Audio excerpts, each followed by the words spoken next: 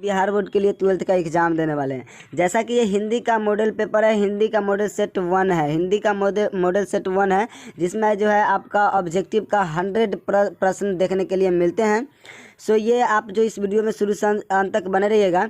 इसके बाद आपका जो है हिंदी का 5 मॉडल सेट जो है आपको प्रोवाइड किया जाएगा, जो आप बिहार बोर्ड की तरफ से जारी किया गया है। ठीक है, तो 5 मॉडल सेट जिसमें आपका 100 से 100 क्वेश्चन होंगे दिया हुआ है। तो पहला आपका क्वेश्चन है, अर्धनारीश्वर शीर्षक पाठ के लेखक कौन है। अर्धनारीश्वर शीर्षक पाठ के लेखक जो है वो रामधारी सिंह दिनकर है। ऑप्शन सी जो इसका करेक्ट हो जाएगा। उसका सेकंड क्वेश्चन है, शिक्षा शीर्षक ठीक है, संभाषण के वक्ता कौन है।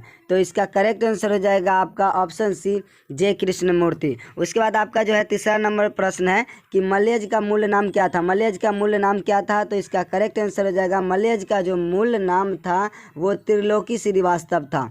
ठीक है, सॉरी, भरत जी श्रीवास्तव था, यानी ऑप्शन ए इसका करेक्ट हो जाएगा। ठीक है, श्रीवास्तव से थोड़ा सा कन्फ्यूजन हो गया था। उसके बाद आपका नेक्स्ट प्रश्न है कि प्रगीत और समाज किस विधा की रचना। प्रगीत और समाज किस विधा की रचना है। तो वो है आलोचनात्मक निबंध है, यानी ऑप्शन ए इसका जो करेक्ट हो जाएगा। उसके बाद 5वां नंबर प्रश्न है, उसने कहा था किस प्रकार की कहानी है। उसने कहा था ये कर्म प्रधान की कहानी है। ऑप्शन ए जो है करेक्ट हो जाएगा। उसके बाद आपका नेक्स्ट प्रश्न है, सिपाही की माँ शीर्षक पाठ के रचयिता कौन है। सिपाही की माँ शीर्षक पाठ के रचयिता कौन है। तो ये है राकेश मोहन राकेश, यानी ऑप्शन डी जो इसका करेक्ट हो जाएगा। उसका 7वां नंबर प्रश्न है कि ओम प्रकाश वाल्मीकि के पिता का नाम क्या था। ठीक है, तो ओम प्रकाश वाल्मीकि के पिता का नाम जो है दमयंती देवी एवं किशोरी लाल था। ठीक है, माता पिता का नाम यहाँ पर आप देख लीजिए, दमयंती देवी माता का नाम और पिता का नाम किशोरी लाल था। उसके बाद आपका नेक्स्ट प्रश्न है कि भरत सिंह का जन्म कब हुआ था। भरत सिंह का जन्म जो है वो 28 सितंबर 1907 ईस्वी को हुआ था। 28 सितंबर 1907 ईस्वी को जो है वो भगत सिंह का जन्म हुआ था। उसके बाद आपका जो है सॉरी 29 सितंबर, सही है आपका 28 सितंबर 1907 ईस्वी को हुआ था। ठीक है ना, 28 सितंबर को ही। उसके बाद आपका नेक्स्ट प्रश्न है कि सदा नीरा किस नदी को निमित्त बनाकर लिखा जाता है। सदा नीरा किस नदी को निमित्त बनाकर लिखा जाता है। सदा नीरा, ठीक है, तो वो गंगा को निमित्त बनाकर लिखा जाता है। उसके बाद आपका 10वां नंबर प्रश्न है कि धागर शब्द का अर्थ गोराब भाषा में क्या है। धादर शब्द का जो अर्थ है वो ओराव भाषा में क्या है। तो वो है आपका भारी शरीर का आदमी, यानी ऑप्शन ए जो है इसका करेक्ट हो जाएगा। उसके बाद आपका नेक्स्ट प्रश्न है कि चंपारण में गांधी जी के चमत्कार की कथा किसने लिखी है।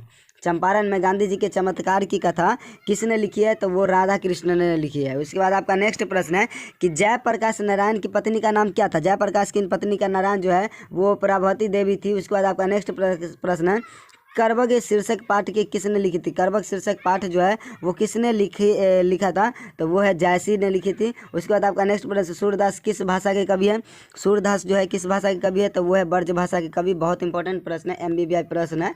उसके बाद आपका नेक्स्ट प्रश्न है कि छत्रसाल दशक के रचनाकार कौन है। छत्रसाल दशक के रचनाकार कौन है। तो वो है भूषण। उसके बाद आपका नेक्स्ट प्रश्न है कि जयशंकर प्रसाद की भाषा कौन सी थी। जयशंकर प्रसाद की भाषा आपका जो है खरी बोली हिंदी थी। उसके बाद आपका नेक्स्ट प्रश्न है कि तुमुल कोलाहल कलह में शीर्षक कविता के कवि कौन है। शीर्षक कविता के कवि कौन है। तो वो थे आपका जयशंकर प्रसाद। ऑप्शन ए इसका जो है करेक्ट हो जाएगा। उसके बाद आपका नेक्स्ट प्रश्न है कि हेनरी लोपेज कहाँ के रहने वाले थे। हेनरी लोपेज कहाँ के रहने वाले थे। हेनरी लोपेज जो थे वो कांगो अफ्रीका के रहने वाले थे, कांगो अफ्रीका के। उसके बाद आपका नेक्स्ट प्रश्न है कि कवि भूषण को भूषण की उपाधि किसने दी थी। कवि भूषण को भूषण की उपाधि जो है वो राज रुद्र शाह ने दिया था। ठीक है ना। उसके बाद आपका नेक्स्ट प्रश्न है कि अधिनायक कैसी कविता थी। अधिनायक जो है वो आपका व्यंग्यात्मक कविता थी। उसके बाद आपका नेक्स्ट प्रश्न है कि जूठन के हेड मास्टर का नाम क्या था। जूठन के हेड मास्टर का नाम क्या था। तो वो था आपका कालीराम। ठीक है, कालीराम। उसके बाद आपका नेक्स्ट प्रश्न है कि जे कृष्णमूर्ति किस रूप में देखे जाते हैं। जे कृष्णमूर्ति किस रूप में देखे जाते हैं। तो वो महामनीषी के रूप में देखे जाते हैं। उसके बाद आपका नेक्स्ट प्रश्न है कि नामवर सिंह किस पत्रिका के संपादक रहे। नामवर सिंह किस पत्रिका के जो है संपादक रहे हैं। ठीक है, तो इसका करेक्ट आंसर हो जाएगा आपका सारिका, यानी ऑप्शन बी इसका करेक्ट हो जाएगा। उसका 24वां नंबर प्रश्न है कि हिंदी साहित्य का सूर्य किसे कहा जाता है। ठीक है, तो वो कहा जाता है आपका सूरदास के। बहुत इंपॉर्टेंट प्रश्न है कि हिंदी साहित्य के सूर्य जो है किसे कहा जाता है, तो सूरदास को। सूर्य से सूर्य जो है आप सूरदास याद रख सकते हैं। उसके बाद आपका नेक्स्ट प्रश्न है कि चांद का मुंह टेढ़ा है कविता संग्रह के रचयिता कौन है। चांद का मुंह टेढ़ा है कविता शीर्षक के रचयिता जो है वो गजानन माधव मुक्तिबोध है, यानी ऑप्शन ए इसका करेक्ट हो जाएगा। उसके बाद आपका नेक्स्ट प्रश्न है कि इत्यादि शब्द का संधि विच्छेद है। इत्यादि शब्द का संधि विच्छेद क्या है, तो वो है इति प्लस आदि। उसके बाद आपका नेक्स्ट प्रश्न है कि गायक शब्द का संधि विच्छेद क्या है, तो गायक शब्द का संधि विच्छेद जो है वो गे प्लस अंक है। उसके बाद आपका नेक्स्ट प्रश्न है कि परमार्थ शब्द का संधि विच्छेद है। परमार्थ शब्द का संधि विच्छेद क्या है, तो वो है पर प्लस मार्थ।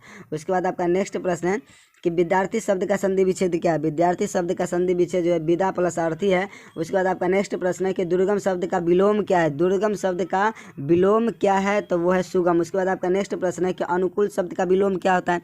अनुकूल शब्द का विलोम जो है प्रतिकूल होता है। ठीक है, अनुकूल का प्रतिकूल। उसके बाद आपका नेक्स्ट प्रश्न है कि आरोही शब्द का विलोम क्या होता है। आरोही शब्द का विलोम क्या होता है, तो वो होता है अवरोही। ठीक है, आरोही अवरोही आपने पढ़ा होगा 9th 10th से ही। उसके बाद आपका नेक्स्ट प्रश्न है कि विराम शब्द का विलोम क्या है। विराम शब्द का विलोम क्या है, तो वो है अनुराग। देखिए विलोम बहुत इंपॉर्टेंट है, ठीक है ना, विलोम जो है बहुत इंपॉर्टेंट है। उसके बाद आपका नेक्स्ट प्रश्न है कि आंखों का तारा होना मुहावरे का क्या अर्थ है। आंखों का तारा होना, तो उसका जो है प्यारा प्रिय होना। ठीक है ना, प्यारा होना या प्रिय होना। उसके बाद आपका नेक्स्ट प्रश्न है कि ऊँट के मुंह में जीरा मुहावरे का क्या अर्थ है। ऊँट के मुंह में जीरा मुहावरे का अर्थ जो है कम देना। उसके बाद आपका नेक्स्ट प्रश्न है कि कान काटना मुहावरे का क्या अर्थ है। कान काटना मुहावरे का अर्थ जो है वो चतुर होना है। उसके बाद आपका नेक्स्ट प्रश्न है कि घी के दिए जलाना मुहावरे का क्या अर्थ है। घी के दिए जलाना मुहावरे का अर्थ जो है प्रसन्नता व्यक्त करना है। उसके बाद आपका नेक्स्ट प्रश्न कि नगर शब्द का विशेषण क्या होगा।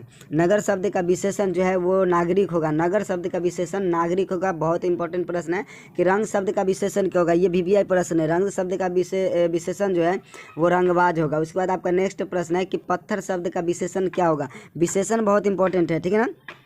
पत्थर शब्द का विशेषण जो है पत्थर दिल हो जाएगा। उसके बाद आपका नेक्स्ट प्रश्न है कि भारत शब्द का विशेषण क्या होगा। भारत शब्द का विशेषण क्या होगा, तो वो होगा भारतीय। ये वो MVVI प्रश्न है। उसके बाद आपका नेक्स्ट प्रश्न है कि जीव जंतु कौन सा समास है। जीव जंतु कौन सा समास से बहुत क्वेश्चन पूछे जाएंगे आपके एग्जाम में।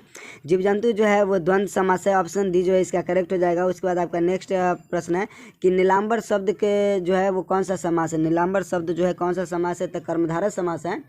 उसके बाद आपका नेक्स्ट प्रश्न है कि परभेट शब्द कौन सा समास है। परभेट शब्द जो है कौन सा समास है, तो वो है अव्ययीभाव समास। ठीक है, उसके बाद आपका 45वां नंबर प्रश्न है कि चिरीमार। चिरीमार शब्द कौन सा समास है। चिरीमार शब्द जो है वो आपका कर्मधारय समास है। ऑप्शन बी इसका करेक्ट हो जाएगा। उसके बाद आपका नेक्स्ट प्रश्न है कि सभा शब्द का लिंग क्या है। लिंग जो है स्त्रीलिंग पुल्लिंग, ये बहुत इंपॉर्टेंट प्रश्न होता है, ठीक है ना। तो सभा शब्द का जो लिंग है वो क्या है। सभा शब्द का लिंग जो है वो पुल्लिंग है, ठीक है ना। बहुत क्वेश्चन पूछे जाएंगे आपके एग्जाम में पुल्लिंग और विशेषण विलोम से, ठीक है। जल शब्द का कौन है। जल शब्द का जो लिंग है वो कौन है, तो जल शब्द का जो लिंग है वो जल जो है स्त्रीलिंग है। दल शब्द का लिंग आपसे पूछा जाता है दल। देखिए जल का हो जाएगा स्त्रीलिंग और दल का जो हो जाएगा वो भी स्त्रीलिंग हो जाएगा। उसके बाद आपका नेक्स्ट प्रश्न है कि रुमाल शब्द का कौन सा लिंग है। ठीक है, रुमाल शब्द कौन लिंग है। ठीक है, रुमाल शब्द, तो रुमाल जो है वो पुल्लिंग है। रुमाल जो है पुल्लिंग है। बहुत इंपॉर्टेंट प्रश्न है, ठीक है ना। MVVI प्रश्न में इसको टिक आउट कर लीजिए। फिर 50 नंबर क्वेश्चन है कि उपवन शब्द का उपसर्ग क्या है। उपवन शब्द का उपसर्ग से पूछा जाएगा। उपवन शब्द का जो उपसर्ग है वो है उप, ठीक है ना। उपसर्ग से भी आपका जो 3-4 क्वेश्चन देखने के लिए मिलेंगे। ईमान शब्द का उपसर्ग क्या है। ईमान शब्द का उपसर्ग जो है ई है। उसके बाद आपका नेक्स्ट प्रश्न है कि सुकुर्म शब्द का उपसर्ग क्या है। सुकुर्म शब्द का उपसर्ग जो है सु है, ठीक है। उसके बाद आपका नेक्स्ट प्रश्न है कि प्रत्यय से भी आपका बहुत क्वेश्चन पूछेंगे जाएंगे। प्रकाशित शब्द में प्रत्यय क्या है। प्रकाशित शब्द में प्रत्यय जो है वो त है। उसके बाद आपका नेक्स्ट प्रश्न है कि पठनीय पठनीय शब्द में प्रत्यय है। पठनीय शब्द में प्रत्यय क्या है, तो वो है अनीय। उसके बाद आपका नेक्स्ट प्रश्न है पंकिल शब्द का प्रत्यय। MVVI प्रश्न है पंकिल शब्द का जो प्रत्यय है वो क्या है, तो वो है इल इल इल इल। उसके बाद आपका नेक्स्ट प्रश्न है कि काल के कितने भेद होते हैं। काल के कितने भेद होते हैं। MVVI प्रश्न है काल के कितने भेद होते हैं, तो काल के जो है 3 भेद होते हैं। उसके बाद आपका नेक्स्ट प्रश्न है अर्थ के आधार पर संज्ञा के कितने भेद होते हैं। अर्थ के आधार पर अगर देखें तो संज्ञा के 5 भेद होते हैं। उसके बाद आपका नेक्स्ट यहाँ पर प्रश्न है कि हमेशा रहने वाला एक शब्द होगा। हमेशा रहने वाला एक शब्द क्या होगा? हमेशा रहने वाला एक शब्द जो है वो है शाश्वत। उसके बाद आपका नेक्स्ट प्रश्न है कि जो सब कुछ जानता हो, एक शब्द में उसे हम क्या करेंगे? जो सब चीज़ जानता हो। ये बहुत इंपॉर्टेंट प्रश्न है, भी प्रश्न है कि जो सब चीज़ जानता है ना, उसको एक शब्द में हम सर्वज्ञ कहते हैं। उसके बाद ऑप्शन बी इसका करेक्ट हो जाएगा। उसके बाद आपका नेक्स्ट प्रश्न है कि ईश्वर पर विश्वास रखने वाला को हम एक शब्द में क्या कहेंगे? ये भी प्रश्न है। ईश्वर पर विश्वास रखने वाले को जो है आस्तिक कहते हैं, यानी ऑप्शन बी जो है करेक्ट हो जाएगा। उसके बाद आपका नेक्स्ट प्रश्न है कि बालकृष्ण भट्ट की रचना बातचीत साहित्य की कौन सी विद्या है? बातचीत साहित्य की कौन सी विद्या है? तो वो है ललित निबंध। उसके बाद आपका नेक्स्ट प्रश्न, जयप्रकाश नारायण को कौन सा पुरस्कार मिला था? जयप्रकाश नारायण को कौन सा पुरस्कार मिला था? तो भारत रत्न मिला था। ठीक है। उसके बाद आपका नेक्स्ट प्रश्न है कि दिनकर को किस गद्य पुस्तक की साहित्य अकेडमी पुरस्कार मिला था? दिनकर को किस गद्य पुस्तक की साहित्य अकेडमी पुरस्कार जो है मिला था? तो 63 का करेक्ट आंसर हो जाएगा आपका संस्कृति के 4 अध्याय। ऑप्शन है इसका करेक्ट हो जाएगा। उसके बाद ये बहुत इंपॉर्टेंट प्रश्न है कि 3 बज गए, 4 बज गए, 11 बज गए, किस पाठ की पंक्ति है? 3 बज गए, 4 बज गए, ठीक है, 11 बज गई, किस पाठ की जो है पंक्ति है? तो ये रोज पाठ की पंक्ति है। उसके बाद आपका नेक्स्ट प्रश्न है कि केवल कष्ट सहकर भी देश की सेवा की जा सकती है। केवल कष्ट सहकर भी देश की सेवा की जाती है। किस पाठ की जो है उक्ति है? किस पाठ की ये उक्ति है? तो ये जो है एक लेख और एक पत्र की उक्ति है। उसके बाद आपका नेक्स्ट प्रश्न है कि परंपराशील नाट्य किसने लिखा है? परंपराशील नाट्य जो है वो किसने लिखा है? तो वो है आपका जगदीश चंद्र माथुर ने। ऑप्शन है इसका करेक्ट हो जाएगा। उसके बाद आपका नेक्स्ट प्रश्न है कि मोहन राकेश का जन्म कब हुआ था? मोहन राकेश का जन्म जो है वो 1925 ईस्वी में हुआ था। उसके बाद आपका नेक्स्ट प्रश्न है कि दूसरी परंपरा की खोज पुस्तक के रचनाकार कौन है? दूसरी परंपरा की खोज पुस्तक के जो रचनाकार है वो कौन है? तो वो है आपका रामवर सिंह। उसके बाद आपका नेक्स्ट प्रश्न है कि जायसी के पिता का नाम क्या है? ये MBBI प्रश्न है। इसका जवाब जो है आप कमेंट सेक्शन में बताइएगा कि जायसी के पिता का नाम क्या है। ऑप्शन है मालिक शेख ममरेज, शेख जुम्मान और जो है मलिक रहमान और शेख जुमराती मलिक। बहुत इंपॉर्टेंट क्वेश्चन है। अब का ये क्वेश्चन ऑफ द डे हो गया। उसके बाद आपका नेक्स्ट प्रश्न है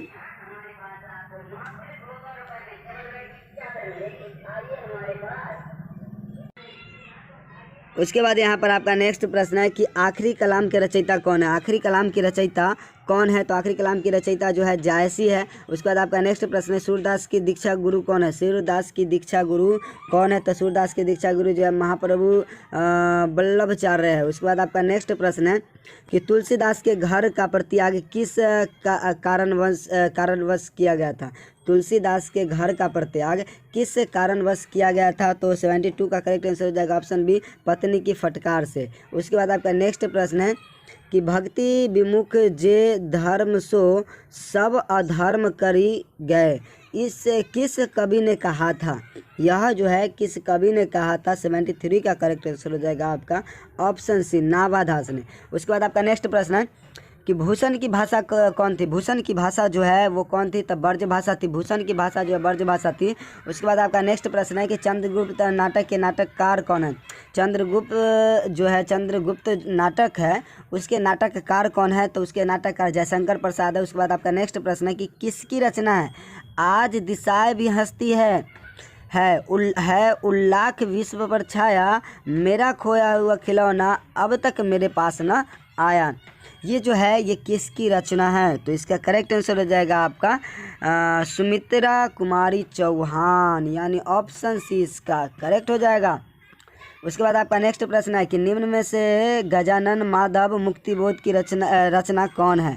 ठीक है, निम्न में से गजानन माधव मुक्तिबोध की रचना कौन है? तो 77 का जो है करेक्ट आंसर हो जाएगा आपका ऑप्शन बी, जन जन का चेहरा एक। उसके बाद आपका नेक्स्ट प्रश्न है कि दूध शब्द की संज्ञा है। दूध शब्द जो है उसकी संज्ञा क्या? इंपॉर्टेंट प्रश्न है, VVI प्रश्न है।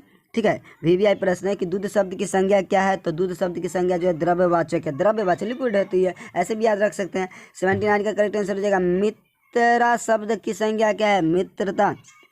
मित्रता शब्द की संज्ञा जो है वो है भाववाचक। उसके बाद आपका नेक्स्ट प्रश्न है कि सवा शब्द कौन सी संज्ञा है? सवा शब्द जो है वो कौन सी संज्ञा है? तो वो है समूहवाचक संज्ञा। उसके बाद आपका 81वां नंबर प्रश्न है कि फरवरी शब्द कौन सी संज्ञा है? कौन संज्ञा है? फरवरी शब्द का संज्ञा आपसे पूछा जाता है, तो वो है व्यक्तिवाचक संज्ञा। उसके बाद आपका नेक्स्ट प्रश्न है कि ऊर्जा शब्द का पर्यायवाची नहीं है, ऊर्जा शब्द का पर्यायवाची नहीं है तो आपूर्ति, ऊर्जा का पर्यायवाची जो है आपूर्ति नहीं है। देखिए स्फूर्ति है, ओज है, शक्ति है, तो ये सब है, ठीक है। उसके बाद आपका नेक्स्ट प्रश्न है कि ओंठ चबाना मुहावरे का क्या अर्थ है। ओंठ चबाना मुहावरे का अर्थ जो है वो क्रोध प्रकट करना। ओंठ पर चढ़ा देता है ना व्यक्ति तो वो मतलब क्रोध हो जाता है, क्रोधित हो जाता है, ठीक है। उसके बाद आपका नेक्स्ट प्रश्न है खून का घूंट पीना। खून का घूंट पीना मुहावरे का क्या अर्थ है। खून का घूंट पीना मुहावरे का, इस मुहावरे का क्या अर्थ है। खून का घूंट पीना बहुत इंपॉर्टेंट प्रश्न है। खून का जो है खून का घूंट पीना, ये मुहावरे का क्या अर्थ है, तो वो है गुस्सा पचा जाना, ठीक है। उसके बाद आपका नेक्स्ट प्रश्न है कि टेढ़ी खीर होना। टेढ़ी खीर होना इस मुहावरे का क्या अर्थ है, तो इस मुहावरे का अर्थ है कि कठिन कार्य होना, ठीक है ना। उसके बाद आपका नेक्स्ट प्रश्न है कि मिट्टी में करना मुहावरे का अर्थ क्या है। मुट्ठी में करना मुहावरे का क्या अर्थ है, तो वह है बस में करना। मुट्ठी में कर लो उसको नहीं बोलता है। उसके बाद आपका नेक्स्ट प्रश्न है कि हंसी खेल समझना मुहावरे का क्या अर्थ है। इंपॉर्टेंट प्रश्न है। हंसी खेल समझना मुहावरे का अर्थ जो है वो साधारण काम समझना है, ठीक है ना। हंसी खेल से कोई अगर समझ जाए तो साधारण से समझ जाता है ना। उसके बाद आपका नेक्स्ट प्रश्न है कि लाजवाब शब्द का समास है। लाजवाब शब्द का क्या समास है, तो वो अव्यय भाव समास है। तिरंगा शब्द का समास है। तिरंगा शब्द का जो समास है वो आपका दुग्गु समास है। यहाँ पर देख सकते हैं आपका ऑप्शन ए करेक्ट हो जाएगा, दुग्गु समास। उसके बाद आपका नेक्स्ट प्रश्न है कि चतुरानन। चतुरानन शब्द कौन सा समास है। चतुरानन शब्द जो है वो कौन सा समास है, तो बहुब्रीहि समास है। उसके बाद आपका नेक्स्ट प्रश्न है रोग पीड़ित शब्द का कौन सा समास है। रोग पीड़ित शब्द का जो समास है वो तत्पुरुष समास है। उसके बाद आपका नेक्स्ट प्रश्न है कि आयात शब्द का विलोम क्या है। आयात शब्द का विलोम आपसे पूछा जाता है। आयात शब्द का विलोम जो है वो निर्यात है। उसके बाद आपका नेक्स्ट प्रश्न है बहुत इंपॉर्टेंट प्रश्न है, MBBI प्रश्न है, नास्तिक शब्द का विलोम क्या है। नास्तिक शब्द का विलोम जो है वो है आस्तिक। उसके बाद आपका नेक्स्ट प्रश्न है कि उमस। उमस शब्द का विलोम क्या है। उमस शब्द का विलोम क्या होता है। उमस शब्द का विलोम जो है वो ठंडक होता है। उसके बाद आपका नेक्स्ट प्रश्न है कि गरीब शब्द का विलोम क्या है। गरीब शब्द का विलोम क्या होता है। गरीब शब्द का विलोम जो है वो अमीर होता है। उसके बाद आपका नेक्स्ट प्रश्न है जिसके सिर पर चंद्रमा है का एक शब्द है। जिसके सिर पर चंद्रमा है इसका जो है एक उदाहरण है वो है चंद्रशेखर, ठीक है। एक शब्द है चंद्रशेखर। उसके बाद आपका नेक्स्ट प्रश्न है कि जिसके हाथ में चक्र है एक शब्द में जो है इसको हम क्या कहेंगे। जिसके हाथ में चक्र है उसको एक शब्द में चक्रपाणी कहेंगे। उसके बाद आपका नेक्स्ट प्रश्न है कि गोद लिया हुआ पुत्र का एक शब्द में क्या कहेंगे। गोद लिया हुआ पुत्र को एक शब्द में जो है दत्तक पुत्र कहते हैं। दत्तक पुत्र मतलब गोद लिया हुआ पुत्र, ठीक है। उसके बाद आपका नेक्स्ट प्रश्न है कि ज्ञानोदय का संधि विच्छेद क्या होता है। ज्ञानोदय का संधि विच्छेद क्या होता है। प्लस में देखिए ज्ञानोदय, ज्ञान प्लस उदय, यानी ऑप्शन सी इसका जो है करेक्ट हो जाएगा। उसके बाद आपका नेक्स्ट प्रश्न है कि पुरुषोत्तम शब्द का क्या शब्द है। पुरुषोत्तम, पुरुषोत्तम पुरुष प्लस उत्तम, यानी ऑप्शन ए इसका जो है करेक्ट हो जाएगा। ऑप्शन ए इसका जो है करेक्ट हो जाएगा। सो आई होप ये वीडियो आप लोगों को अच्छा लगा होगा। मॉडल पेपर का और भी वीडियो देखना चाहते हैं तो इस चैनल को सब्सक्राइब कर लें। मिलते हैं आपसे नेक्स्ट वीडियो में, तब तक के लिए जय हिंद, वंदे मातरम।